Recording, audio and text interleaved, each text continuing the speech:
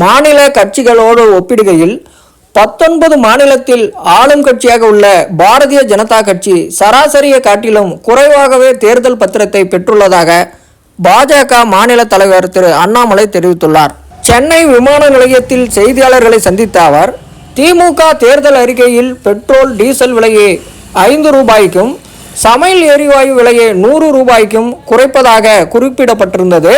ஆனால் தற்போது வரை அதற்கான எந்த ஒரு நடவடிக்கையும் எடுக்கவில்லை.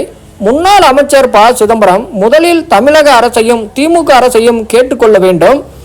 குடியுரிமை திருத்த சட்டம் 2019 இந்திய அரசியல் அமைப்பிற்கு எதிரானது என நினைத்தால் தமிழக முதலமைச்சர் ஸ்டாலின் நீதிமன்றத்திற்கு செல்லலாமே.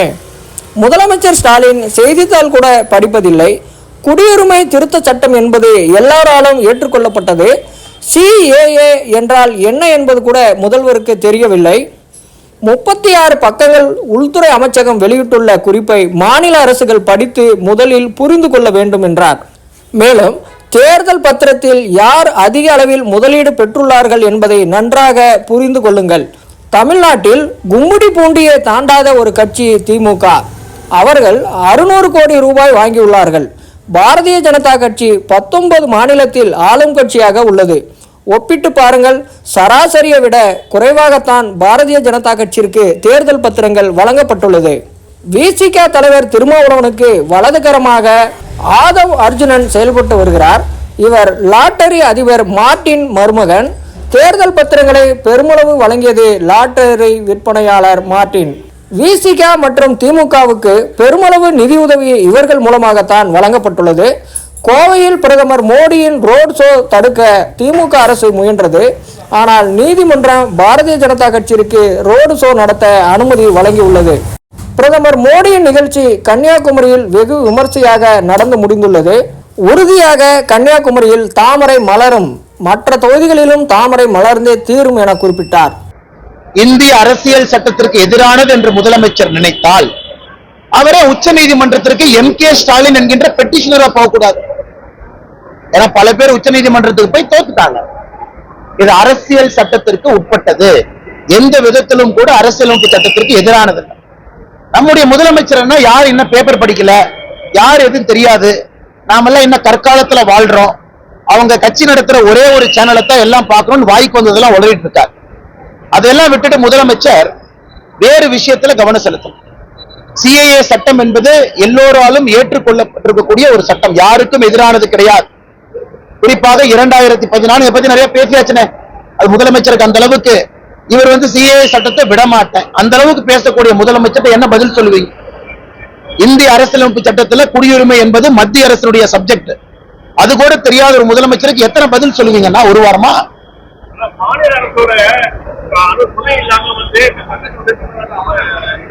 எதுக்கு மாநில அரசுடைய துணை வேணும்? எதுக்கு மாநில அரசுடைய துணை வேணும்?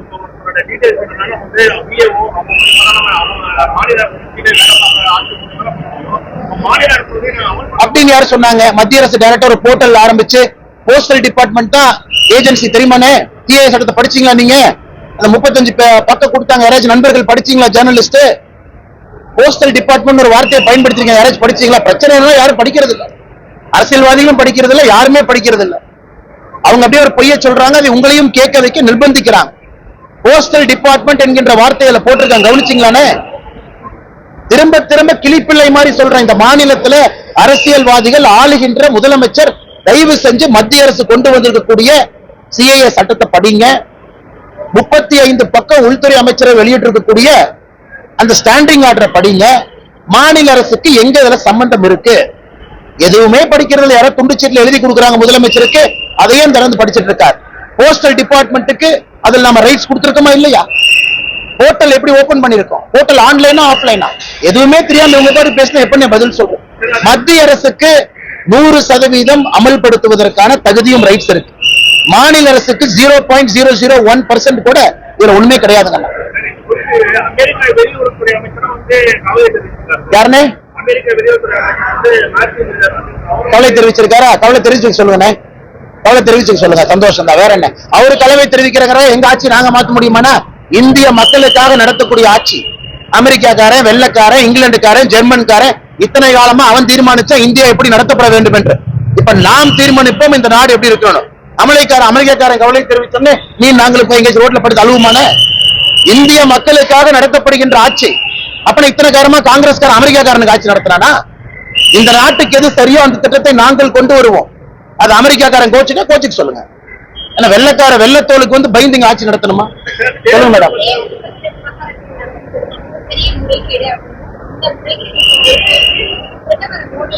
அப்படி யார் சொன்னாங்க? யார் மேடம்? திருமாவளவனுக்கு ரைட் ஹேண்ட்ல ஆதவ அர்ஜுன் ஒருத்தர் சுத்திட்டு இருப்பார். அவர் பேர் என்ன? ஆதவ அர்ஜுன். திருமாவளவனை கூப்பிட்டு வந்து இந்த ஆதவ அர்ஜுன் கேரக்டர் யாருன்னு கேட்கணும். இந்த லாட்ரி மார்ட்டின் ஒருத்தர் இருக்காரு தெரியுமான்னு? லாட்ரி மார்ட்டின் அவருடைய சன்னின்ல மருமகன்.